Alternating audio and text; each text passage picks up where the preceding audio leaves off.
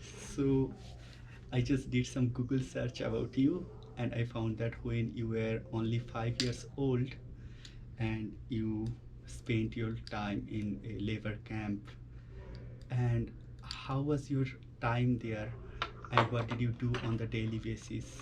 So, first of all, I don't remember too much because I was 5 years old. Um, we, I've had a very difficult beginning of life, not thanks to me or my parents, but because of the politics and geography, and which influenced the world around it, because I was born in a Jewish family in southeast Poland, and it was just 2 or 3 years before World War II began, and with it also that would be bad enough a war, but also the peculiar obsession of the Nazis with exterminating the Jews. And so we were in danger of our life, and in fact, I lost in the war 3 or 4 grandparents and my father and 2 aunts and all my first cousins and so on. So, but my mother and I survived. And we did so thanks to a good man who hid us out from a Ukrainian family.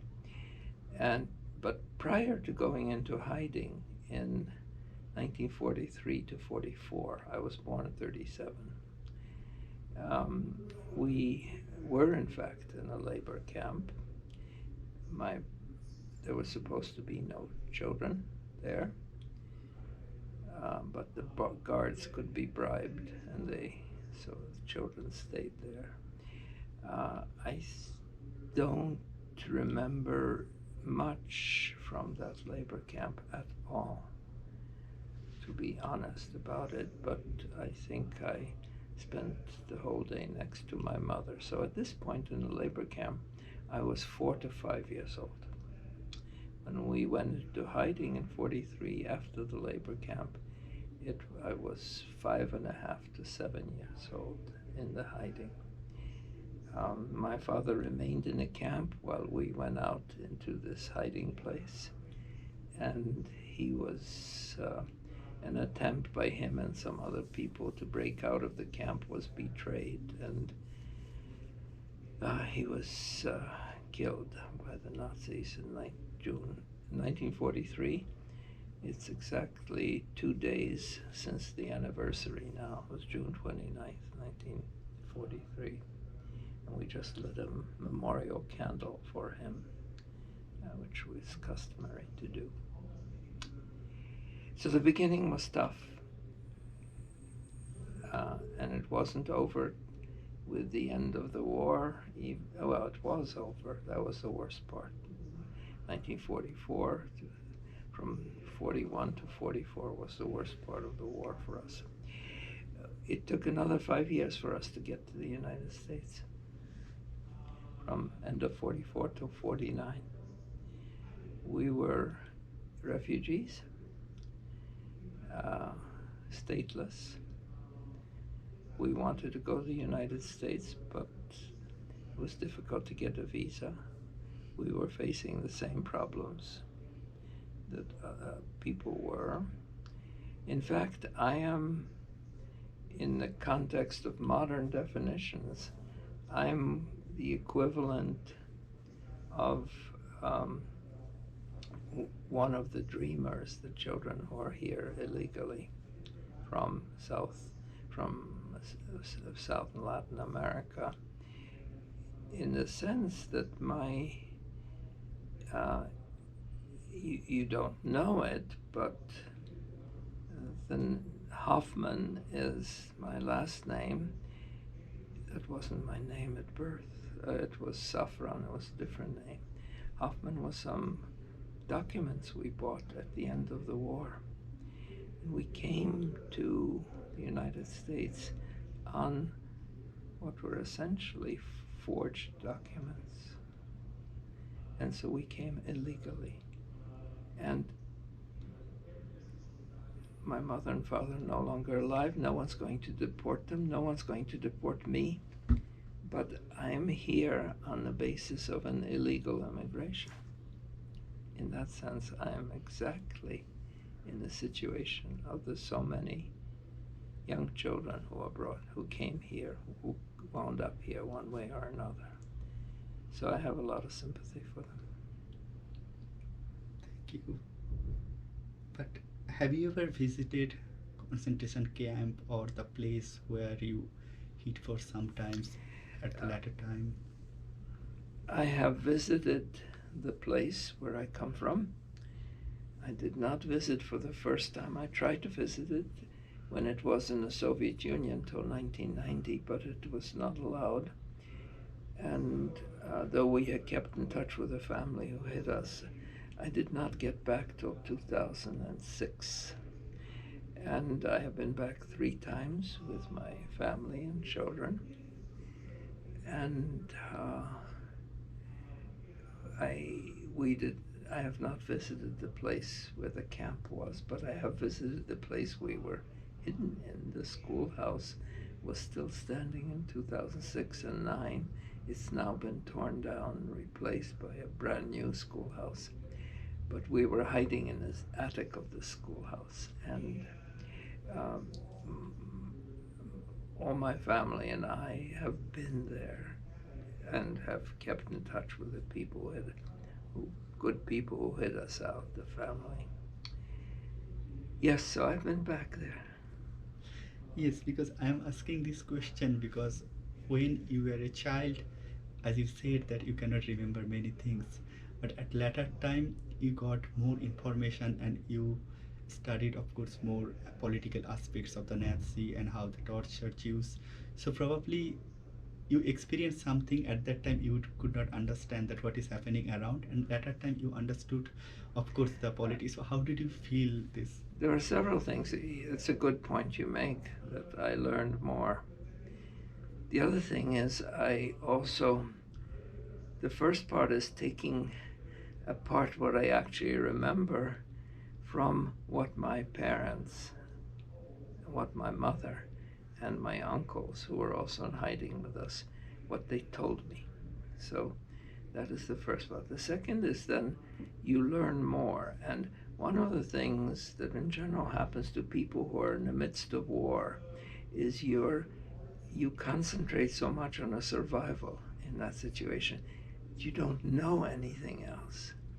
We were freed by the Soviets Red Army in June 1944. In June 1944, that's now 77 years ago, American soldiers were dying on the beaches of Normandy in the invasion of Western Europe from England, the return to and the leading up to the final year of the war. But we knew nothing of this. Also, I must say we couldn't care less.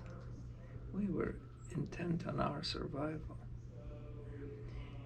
When we were picked up by the Russian troops and we walked over to the Russian lines out of our hiding place, we climbed on a truck, and my mother noted that the truck was an American truck. It was a brand called Studebaker, which no longer exists. You cannot buy a Studebaker. It was a popular brand. If you go to Havana, the only place you can see Studebakers today is in the streets of Cuba, where they have been lovingly preserved for 60 years. The Americans supplied the Soviets with American trucks and cars. It was part of the war effort and the cooperation. Anyway, we didn't know of other things. So my perception has changed. It has changed in many ways, and it has deepened.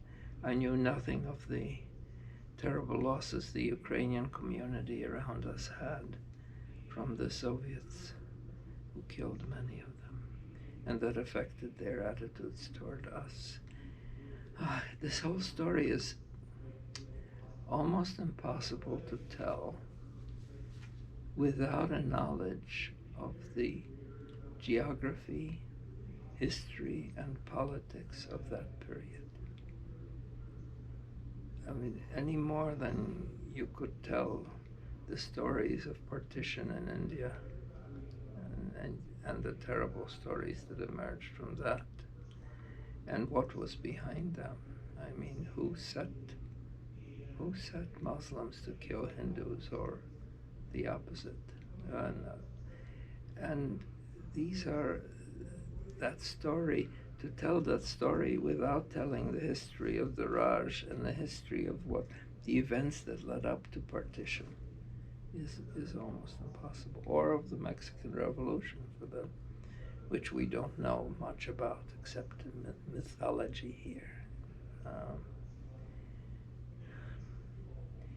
Yes, and now we are all in America.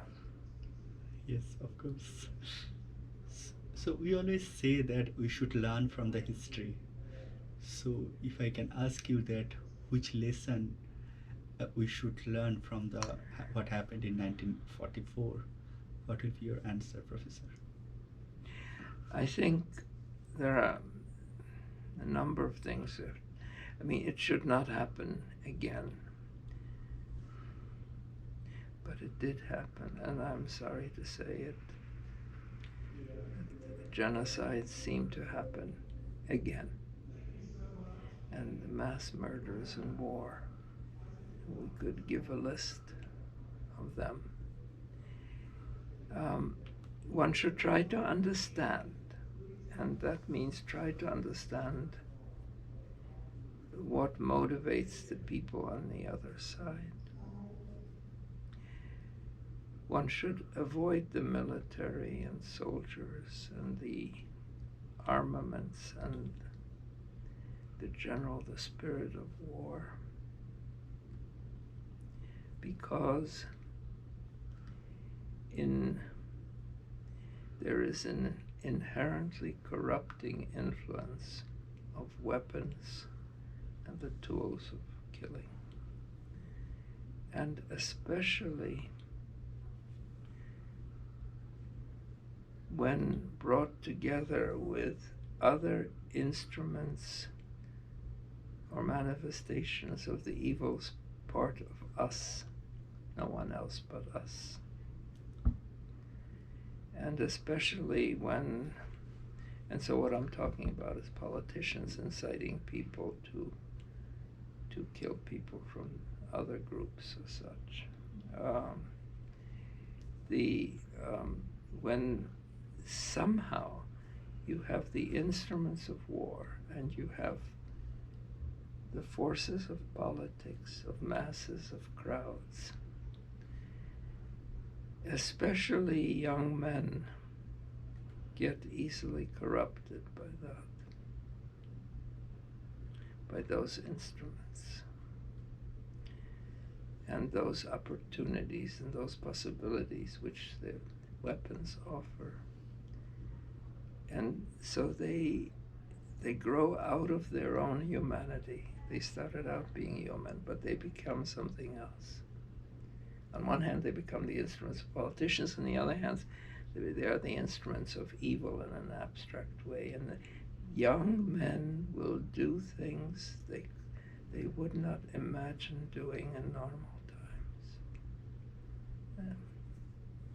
Women too, but there is something especially about young men here who become the instruments of evil. And so I think the military and anything to do with crowds and power is to be avoided in general. And the real tragedy of the Trump era is those forces were loosed in our society, were allowed to reign in words and in other things. And that is true for other instances too.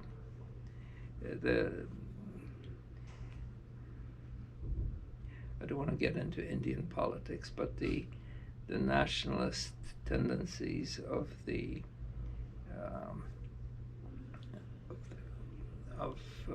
current government they're just playing on this political rules. It's exclusionary. It builds up differences between Hindus and other people. And it's nothing special about India here. Same thing's going on in Poland, the country that I was born in, another guy. So it's not a good thing. So those are things that to be learned. Okay, so I would like to ask the last question in this segment. The professor, what do you hope for the children in the war zone? For example, children in Syria, children in Afghanistan, even in Gaza, Myanmar. Do you have hope for them? Probably they could be a famous scientist Yes. like you after I think years. there are some elements of hope. One of the elements of hope is, I'll come back to the children. One of the elements of hope is the population of the world is stabilizing. It's no longer going up. It's going to go this way. In fact, the birth rate is going down. That's not a good thing. But you even see China worrying about the birth rate and by allowing 3 children, whereas once they allowed only 1 in a controlled society. But I think also that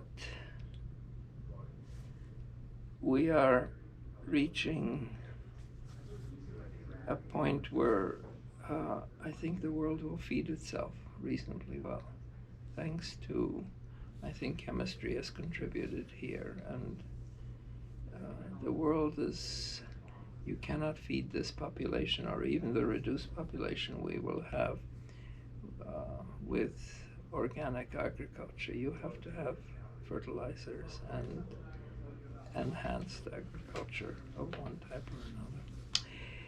I think the children, I wish them, I think the prospects are not bad. I think there is a long, long way to go to bring a computer into the hand of every child in a remote village, wherever it is, in Poland or in even in the more advanced Indian popular states. But I think that the opportunities for literacy, and for lack of hunger, and for access to basic human things are getting actually better. And I think there are real concerns. There are real concerns for democracy in general, for this way of living. We haven't solved the immigration problems in any way, and human mobility has increased at the same time. Anyway, I think there is hope for the children. For my and your generation of immigrants to America in particular, I'm making no assumptions that you want to stay here, but if one wants, this has been a wonderful thing. And my faith in America has been shaken by the Trump period. That's really the harm to, whereas my mother would say, don't ever say a bad thing about America. It gave you an education that was free. I could never work, she and her husband, at the level that they were trained for. They came in their 30s and they could not work at their professions, but for their children, this was, everything in the world was open. And the opportunities were there in a number of ways. But now I'm not so sure about this. I'm not so sure about America. I am actually pretty sure about the world as a whole, that things are improving. Thank you very much for answering the questions, and it really made us Okay. thoughtful. So now, if you give permission, so I'd like to ask about your research life. Yes. So we are kind of laymen in chemistry. We studied in Yes. schools, but so could you please tell us about your research areas and what are the exciting topics Right. you worked on, working on still now? So I'm aging. Um, I have actually retired some years ago. I don't do that much research. In fact, I missed my research group. But what I have worked on and what I still continue to think about are how electrons move in molecules. And I like to build explanations of how the motion of electrons expressed in the language of physics, of quantum mechanics, how it influences the shapes of molecules. So molecules have shapes. Carbon dioxide is linear, OC, O. Water is bent, OHO. I'm sorry, HOH. I'm interested in answers to the questions why. I'm interested in why some substances are conductors of electricity and others are not. I'm now been very interested in developing a chemical theory of materials that are superconducting. I'm a theoretician. I don't have a laboratory. I have all my life worked with computers, computer programs, but then I haven't written any computer programs for 40 years. That's because I became, in a way, a research manager rather than an actual researcher. It was my students who would write those programs. But even though I haven't written any recently, I do know very well when those programs give me a wrong number, as I have a feeling for what is. I also know how the programs work internally, roughly, so I can know where they might be able to go wrong. Anyway, I try to understand the shapes and properties of molecules and also how they react with other molecules. And this is the work I've been fortunate to do all my life. The methods are approximate. There are these equations. There is a kind of catch that the better you can, the more precisely you have the answers to those equations, the more it becomes a numerical problem and the less understanding you have of what is really happening. So this brings us to a tension between simulation and understanding. Simulating nature, what happens then? By doing an approximate calculation, but then you don't really understand. So what does understand mean? Understand to me means knowing, being able to describe in words or equations the mix of different physical mechanisms that might be responsible for an observable, because there might be more than one thing that might be responsible. And then being able to make an order of magnitude estimate of the contribution of each of those things to the observable. So I'd say this is likely to be the major factor. That is going to be a small perturbation on this, which I can maybe even use to tune. But understanding is always qualitative. Some people have a lot of trouble with that. They think understanding is quantitative, but it isn't. Understanding, another way of saying it, understanding is what I can teach. And to put a plug in the back of your head and to connect you to a computer, that's not teaching. That's a simulation that's a world I don't want to live in. I want to be able to teach somebody so I can communicate to them so that they can go out and for the next molecule that comes along, they can make that qualitative estimate of what its color will be and what its shape will be and they don't have to tell me, wait, I have to go back in the computer to calculate this. That's not understanding. That's being a slave to a computer. Um, so who understands it? The computer? The person who wrote it? The program? No, nobody understands it. That's the terrible, inhuman consequence of the increasing growth of computers in our environment. We can't live without them. They help us make a better world, but they lead us away from qualitative understanding. So I have a lot of problems with computers, even though I've depended on them all my life. Okay, this is my personal question as I'm a Yes. physicist. So day by day, we see that analytical calculations or these are not having the worth in the scientific community. Everybody is doing simulation, Yes. but it was not same 100 years ago when Einstein or Max Planck did by hand. So do Yes. you think that in we are becoming the problems in this nature, these are very complex to solve analytically, or we have to have used the computers or simulation and we need to completely depend on it after, let's say, 20 years? No, I think it'll,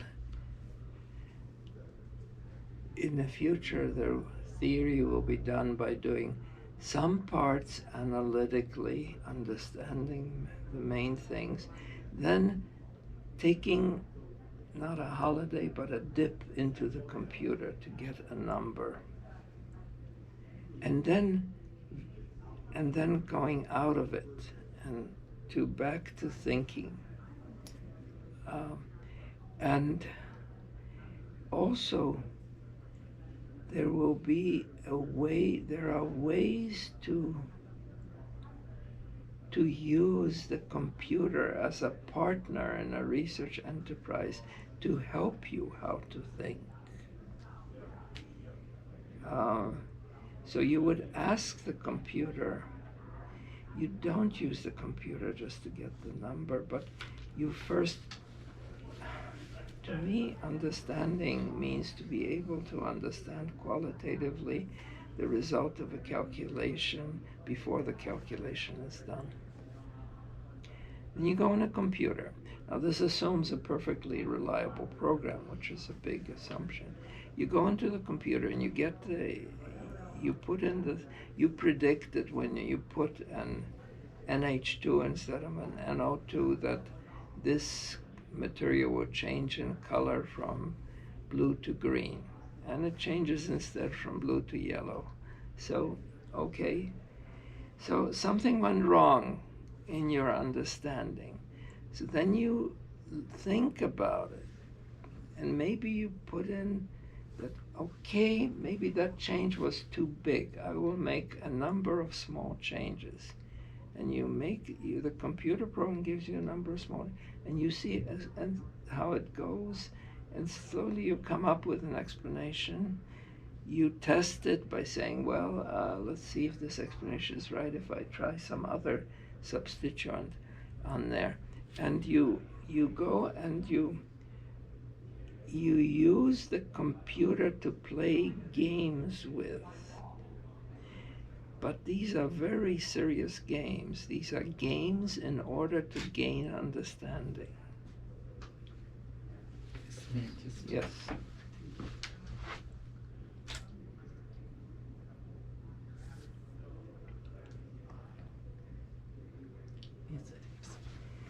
These are, what we do is we play games with the computer. The computer is actually a research partner in this enterprise. It gives me the answers. I really don't care about the answers. I care about how the answers are honing my understanding. And by this process, you keep on going. You keep on doing this.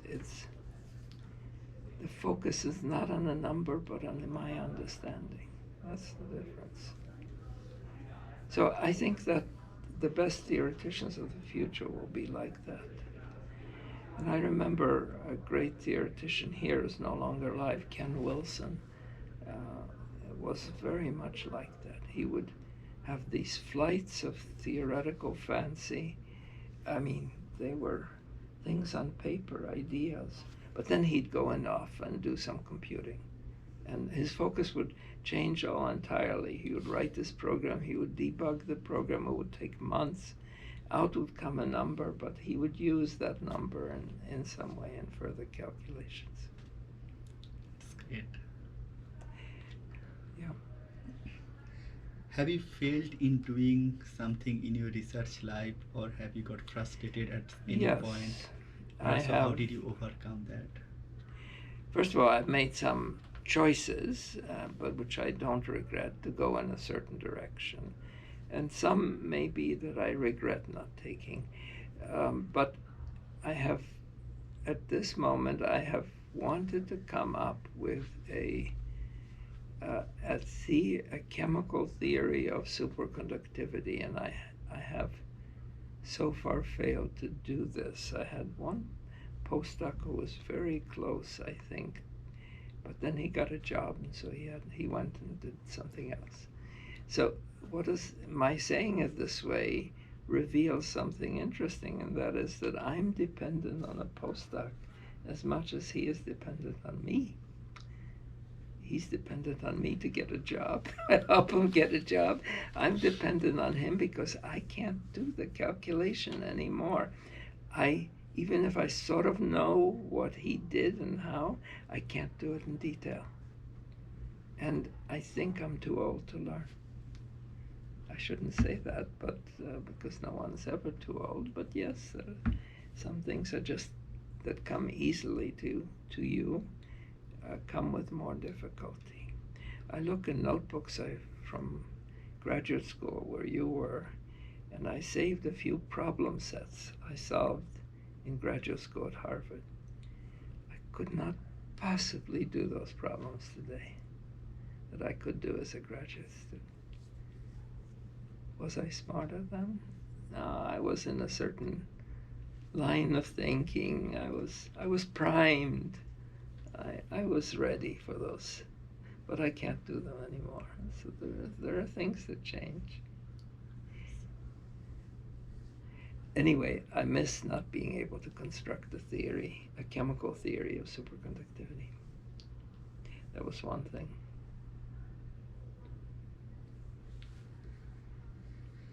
So just coming back to the topic of awarding Nobel Prize. So how did you get to know that you were awarded Nobel Prize? Because nowadays Yes. people get a call 1 hour prior to Yes. the announcement. So They what was your do, but experience? I want you to leave your journalistic mindset, and I want you to think rationally about science in your field. I'm going to ask you a question. Do you know who the good people are? Yes, you do. They are the people invited to give seminars at Cornell. Students don't often realize that, but your colleagues are not dummies. They invite to speak to the people who have made the recent advances in the field. They are the same people who are invited to conferences, topical conferences. Anyone who keeps track of science, meaning reading the literature, going to seminars, going to meetings, will know who the best people in a profession are. Let me say it another way. In science, the Nobel Prize is never a surprise. It's a surprise only to journalists who want it to be a surprise. I knew that I had done work that was considered by some to be rewardable by a Nobel Prize. I didn't know it at the time I did the work, but I knew it 2 or 3 years only after that. the reason was I got all these invitations to give talks, like at Cornell and other places. And this is not true in literature, for instance, where the reason it's not true in literature is that it depends on the knowledge of a few people in the Swedish Academy of Literary, of the Humanities. But in science, the other thing is there are many more people who should get it, or who've done work good enough to get it than are awarded. So there's a limit. So it becomes uncertain at the end. The one, I knew that I was being nominated for the Nobel Prize, in part because the people who nominate you cannot stop themselves from telling you that they've nominated you. Why do they do that? Because it rubs off a little on them, or they think they're doing you a favor. There are any of a number of reasons, good and bad. But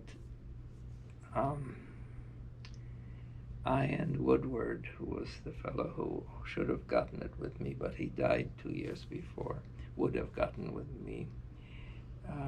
We knew we had been nominated for 10 years before it happened. And the first time this happens, you listen on the day it's announced. And on the second time, year after, you listen again. And on the third year, you stop listening. Because you realize that even though you have done work that is good enough, it's still at the top a chance event. Let me give you the evidence for that. Every year in October, they're announced at the beginning of October, the Nobel Prizes. Journalists come to me from the New York Times and ask, who do you think is going to get the Nobel Prize this year? And I'm not stupid. I give them a list of people that I have who I think, and I give them a reason, because I know the Nobel Committee rewards often fields as much as it does. I'll give you an example. Right now, I'm pretty certain that in the next few years there will be a Nobel Prize for metal organic frameworks, which are molecules which have metal centers in a little organic piece. And there'll be also a Nobel Prize, I think there should be one, for bioinorganic compounds. So those are biological compounds that use metal atoms, like hemoglobin uses iron and others like that. So I give them a list, and I've been right 1 out of 10 times over the last 20 years. What does that mean?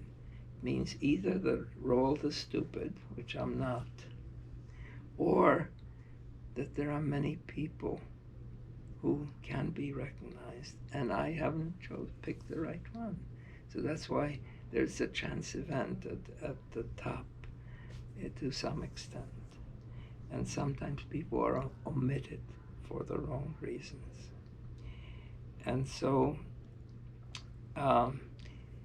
this is a long-winded introduction to the answer to your story. Was in my case, they didn't call me because maybe they got the wrong Hoffmann. They usually leak the news to a Swedish newspaper so that the local Swedish newspaper gets the first call to the person to get the reaction. And so they didn't call me, and I was out in the garage fixing my bicycle. I had a flat tire, and I heard it on the radio, which I had on. I immediately ran in and called my mother because I knew the moment, that in just a moment the world would descend on me. And that was good. I got into my mother before. So, yes, I learned about it on the radio. Oh, this is fantastic. So, I would like to ask last question in this segment. Yes. That who is your, or who was your role model in your childhood?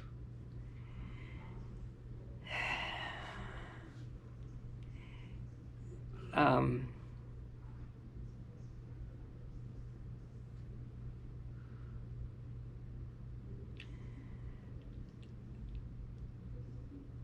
in childhood, there was a figure before me which was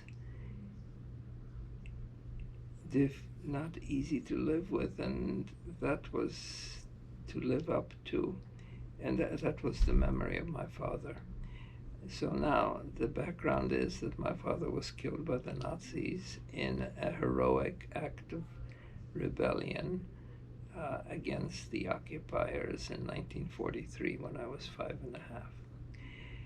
I grew up with continually being reminded of how heroic my father was. No one said you should be like your father, but it's something I had to live with. And my daughter recently remarked on that she had that must have been hard. And that was an interesting remark. I don't remember it being hard, but maybe it was. Your father was a hero. That's the storyline. And now I think that early on there were two figures that were important. Sort of one was Marie Curie was always a wonderful model because she was Polish. That was part of the storyline. And she was also a chemist and a physicist in between, but she was a model figure. Another model figure was of the French scientist Louis Pasteur. And those were the two things I don't know where Pasteur came into my consciousness, but I did want to be a scientist from early on. I did play with chemistry sets, but that wasn't a big factor.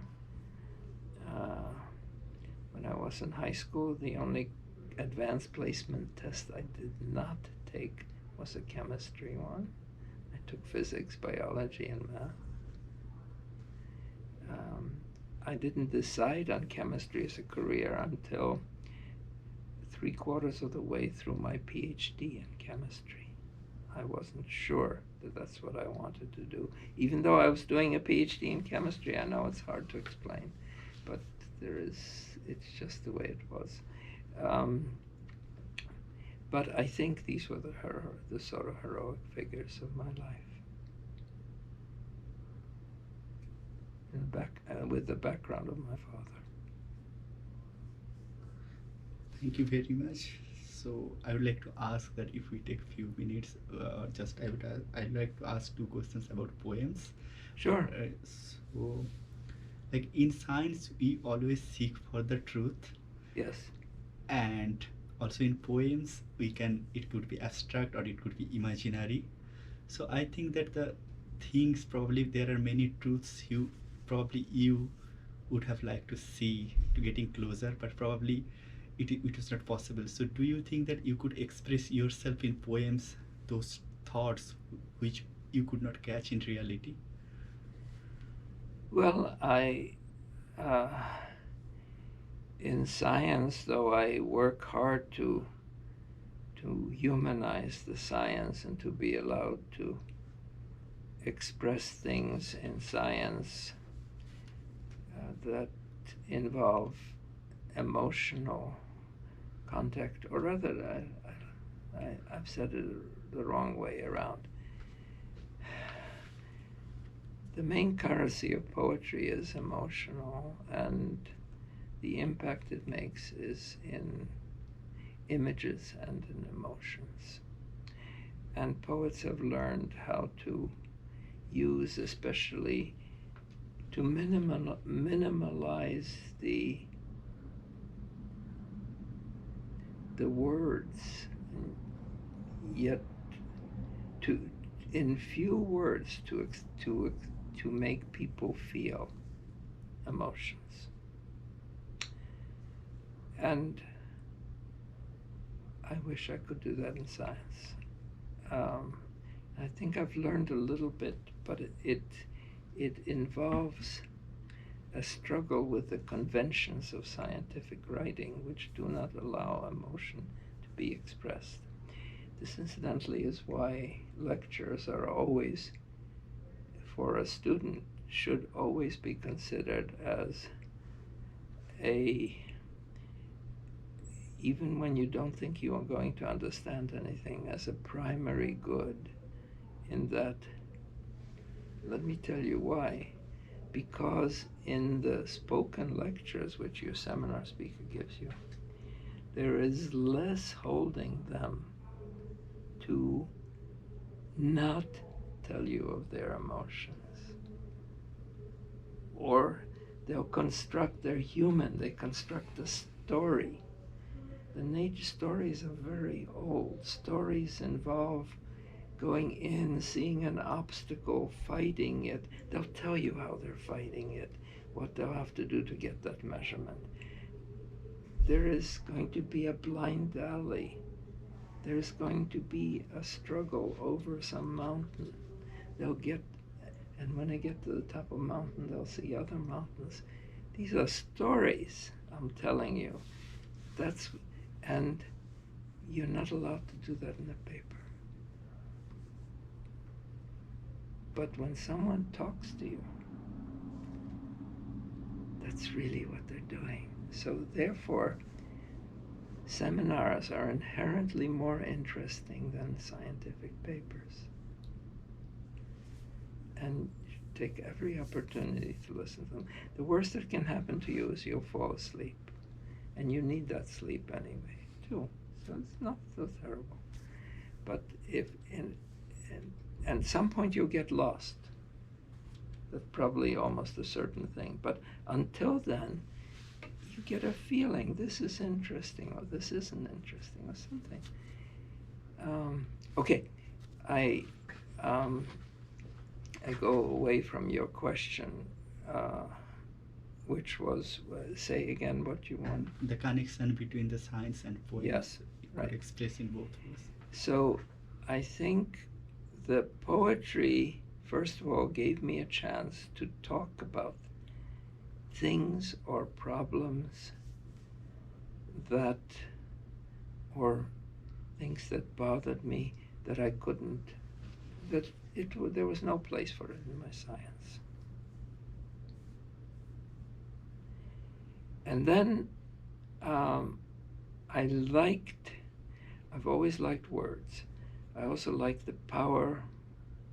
I also loved the English language, which was the sixth language I learned, because nothing special in that. It's just we were refugees. It was wartime and we were refugees. And when you're refugees, in Europe especially, no one asks you when you come to another country, what school do you want to go to? You get put into the local school. Whatever language is spoken in that school, you will learn that language. I went from Polish and Yiddish, which were my native languages, to Ukrainian, German, and Hebrew in that way. So by the time I came here at 11 and a half, I had already had those 5 languages. I could speak in them. And now I've forgotten 3 of those. But then I've learned some new ones, a few new ones. Anyway, Europeans usually, not by choice, but just because of where they are, they just learn languages. And so now the poetry, I love the English language, and I especially like the strong, short words at the core of it, which often are actually Anglo-Saxon in origin rather than French Latinate, which are the long words where we come from. So a word like cast or throw are likely to be of old Scandinavian or Germanic origin. A word like intuition or correspondence has certainly come into English from French, from Latin through French. The old words are stronger, they're shorter. And I love syntax. I love ambiguities of syntax. I love what I mean is how the words are used in a sentence where you don't quite know how you should interpret those two words together. I think that's sort of interesting. Sometimes science can give you ideas for poems, too, from the words, just the words that are spoken. I'll give you an example. I go to a seminar and the seminar's boring and I fall asleep and the guy is still talking and it's still boring. So I defocus from what he's talking about to the language he's using. And he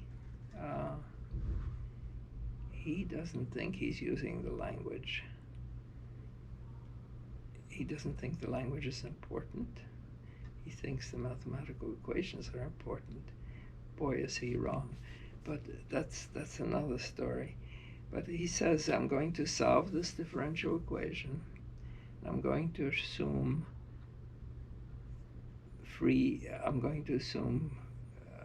he's talking about boundary conditions for solving a differential equation. He's going to assume free boundaries. I listen to that and I say, free boundaries. That's very interesting. I immediately write down free boundaries. Why is that free boundaries interesting? Because it's opposites. Boundary is about being constrained and free is about being free. So when someone says free boundaries, I can make a poem out of that. So I'm actually going to use those words. I'm going to use it in a different context. I'm walking, somewhere I'm going to use that. I feel I'm going to use that. And somehow those two words together, free boundaries, carry to me a resonance, a significance beyond their literal meaning. And that's what poetry is about. It's all the resonances, all the connections and such. Sometimes it tells a story. It can also tell a story, but I think worrying about poetry, I've always loved the language. I've always been a good writer in a number of ways. I think that poetry has freed me. I used to think that being a good writer was actually when I had to then put things in the language of a scientific paper that I had to suppress my tendency to language to get the science right. But poetry shown me a place where I can use my language more freely. It's been lots of fun. Did you ask your question? What COVID? Yeah. Really? Okay, yeah. So I believe the whole world has been affected by this COVID pandemic. So, well, in your childhood, you experiment isolation. Right. Just to survive, and during this pandemic, the whole world has had to stay isolated to survive as well. So, the question is, how do you think this could impact humanity and the collective behavior or mindset of the world, or how the isolation can impact the way you perceive and face life? Well, it's a good observation. I mean, 77 years ago we were hiding from the Nazis, and now 1 year ago we were hiding from virus. In both cases,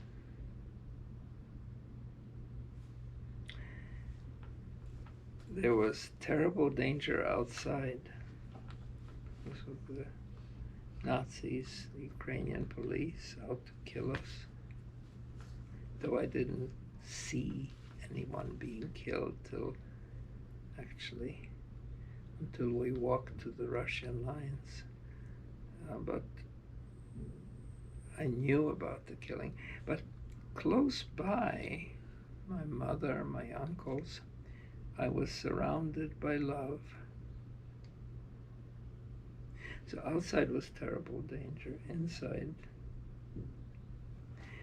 I don't quite see a counterpart. I mean, I was in the COVID period. I was with my wife in our house, and there is love there. After so many years, still.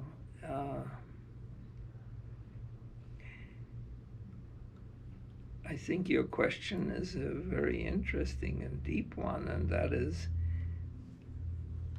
whether the world unwillingly has been forced to experience the same kind of experience that I had as a child. That's a very good question.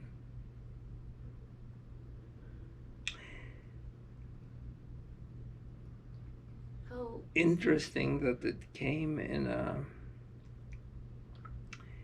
a time where it was the same experience. It was not one isolated, but then one had Netflix. so one had access, and it wasn't just them, but you saw in some ways the booming of Zoom is an evidence of all the desperate need for people to talk to each other in those times. But in our case, I mean, we learned of my father's being killed by a letter that was slipped under the door 2 weeks afterwards. I mean, it was so different.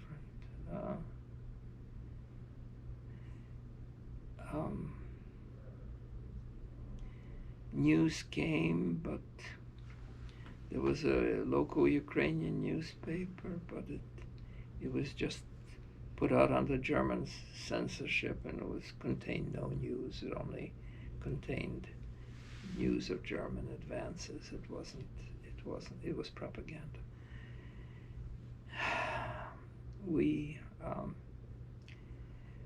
I think there are effects from, however, on people of that isolation. In somehow, what I really worry about are the people who really were isolated, like older people who had no family or whose family abandoned them. And under COVID, when they couldn't go out or something, that must be terrible. And we didn't experience that. We have also a daughter in town and her family, and they would talk to us on the phone. I know that in that situation, getting out,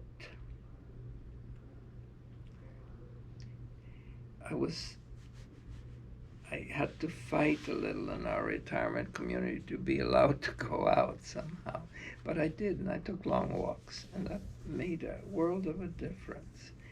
But I still think what a world was transformed, where you go along for a walk wearing a mask, and then you meet somebody and they cross over to the other side of the road. It's just so unnatural. So what's nice now is going out and seeing people smiling. Right? And I wish, so I think there have to be psychological effects of what you describe. But part of what my being here is telling you is how resilient human beings are. Yeah. Right? Yes. I described for you being in an attic for a year and a half, never leaving that house. I didn't describe it for you. That's true.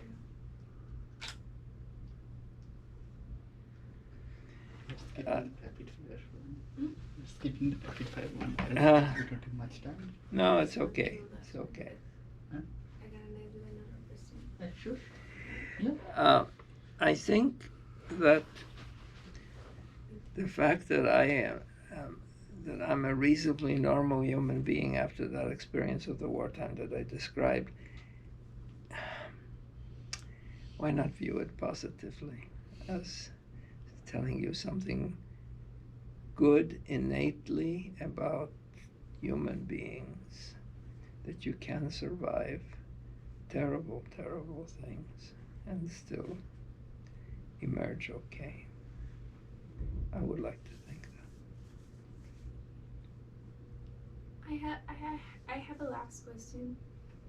What what would you say to all of this people talking, like, because I experienced that in Mexico, all of the, like, not only in Mexico in general, but like Mexican people, like, they're artists, they're researchers, they don't have, they doesn't have the opportunity to shine on, to be themselves, because they have to survive because of the context, the situation of the country, so they leave in another way, but like they're talented, they're passionate, but they have to turn off their light because they have to survive. What would you say to all of these people, researchers and artists, because you're both, so you can understand?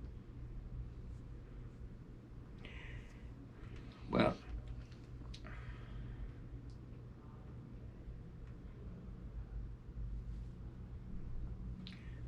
I'll read you a poem in a while, which has something to do with Mexico and this. But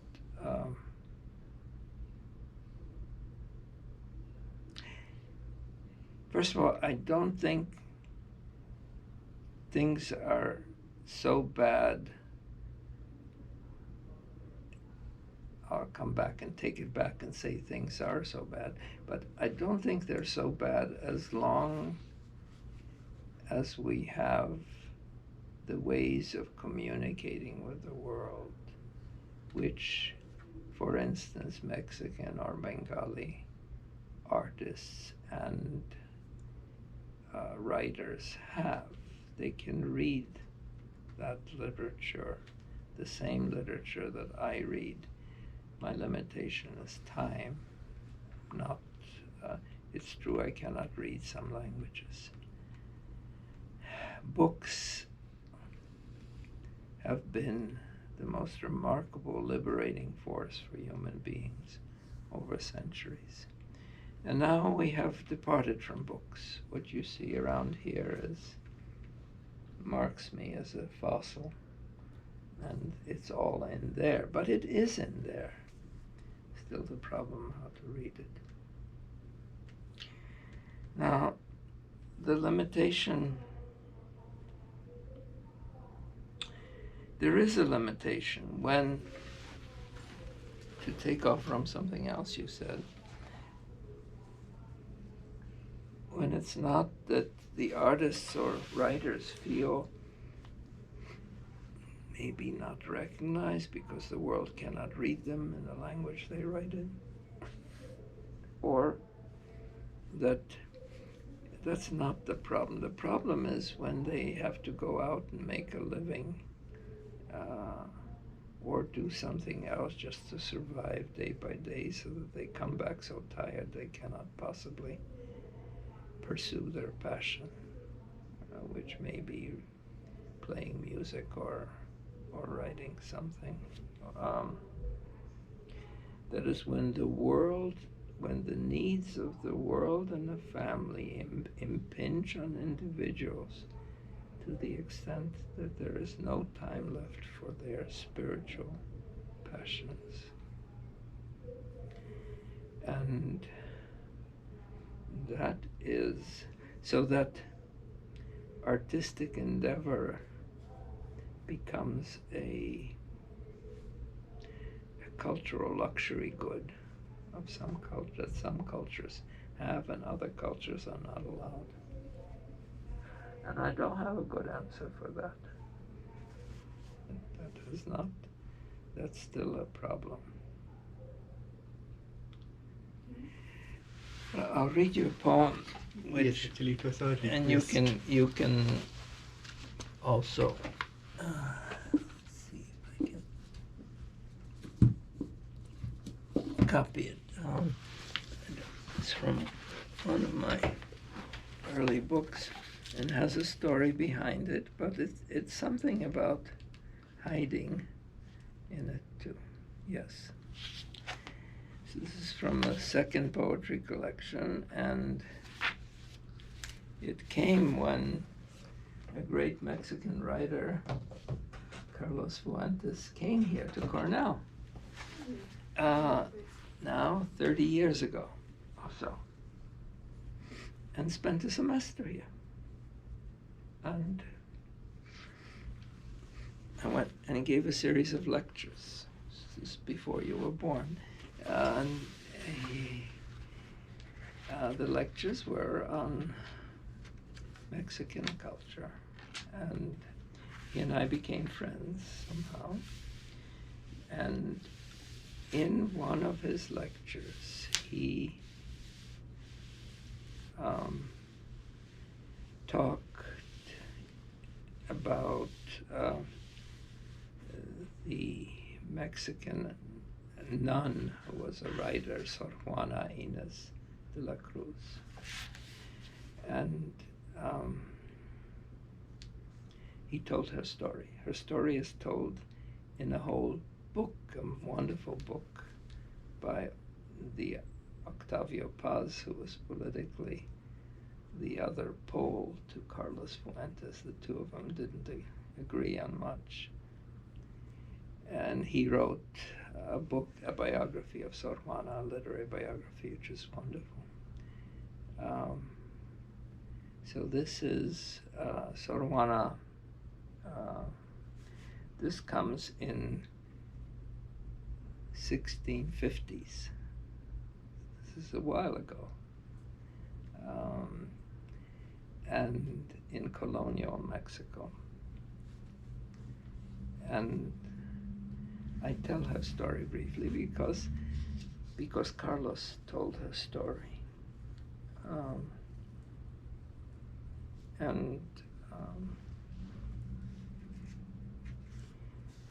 So let me also explain a little bit.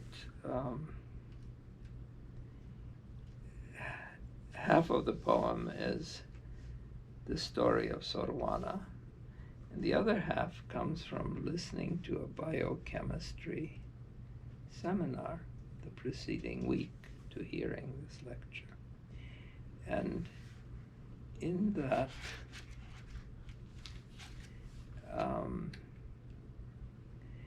that seminar, the speaker was talking about 1.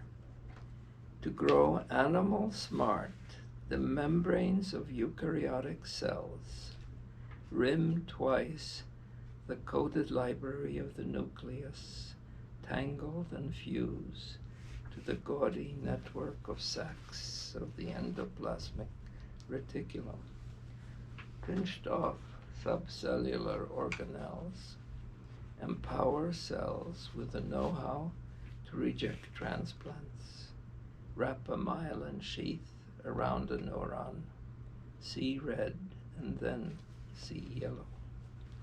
Still better microscopes make out more partitions in the emerging inner texture. Freedom to change is built from lipid-tailored confinements, warm prisons where enzyme brews gel, ways in and out are ingenious shaped pores, embrasures, and this chemical escalator called active transport.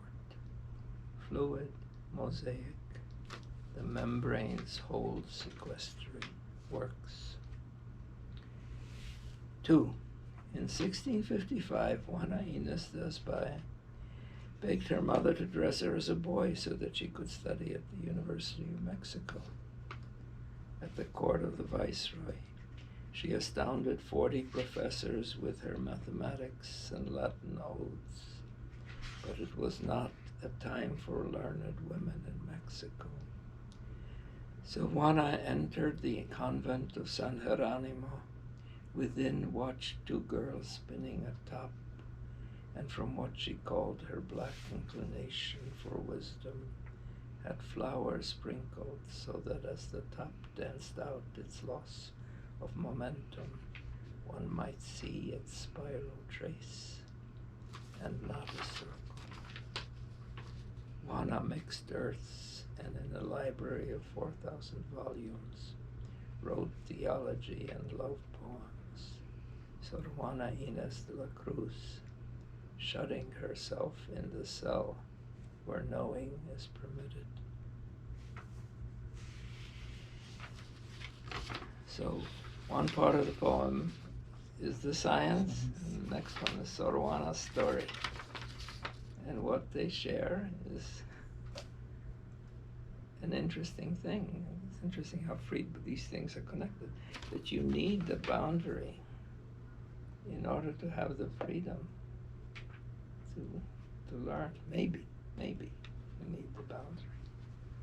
That's for a woman in Mexico in 1655. She had to enter a convent to do what she wanted to do. And yet, even there, the Jesuits hunted her down and gave her trouble. And that's the story you can read about Sor Juana, which is worth reading.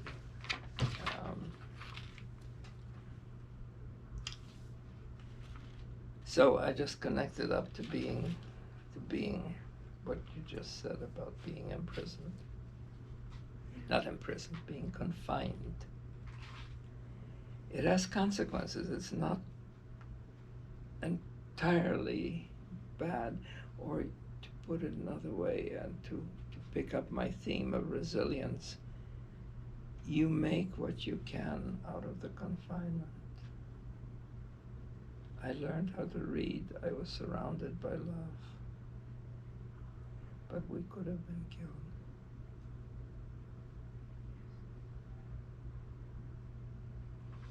No.